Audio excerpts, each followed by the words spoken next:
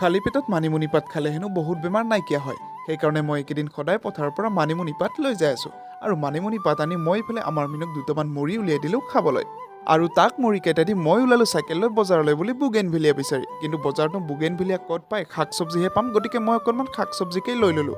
আৰু আমাৰ ইয়াৰে বজাৰত থলুৱা শাক চব্জিহে বেছিকৈ পায়, গতিকে ময়ো থলুৱা শাক চব্জিকেই লৈ ল'লোঁ। আৰু শাক চব্জি লোৱাৰ পিছত মই ইফালে লৈ ল'লোঁ অকণমান মটৰ আৰু দুটামান বিট চালাড খাবলৈ। আৰু এনেকৈ বজাৰৰ পৰা আহি মই মাৰি দিলোঁ খালী পেটত মানিমুনি পাতৰ ৰসখিনি। আৰু এইফালে ভণ্টিয়ে খাই আছে ৰাতিৰ হাঁহৰ মাংসৰ সৈতে ভাত। আৰু তাৰপিছত মই আহিলোঁ মাক অকণমান হেল্প কৰিবলৈ গৰুটোৰ গাখীৰ খিৰোৱাত।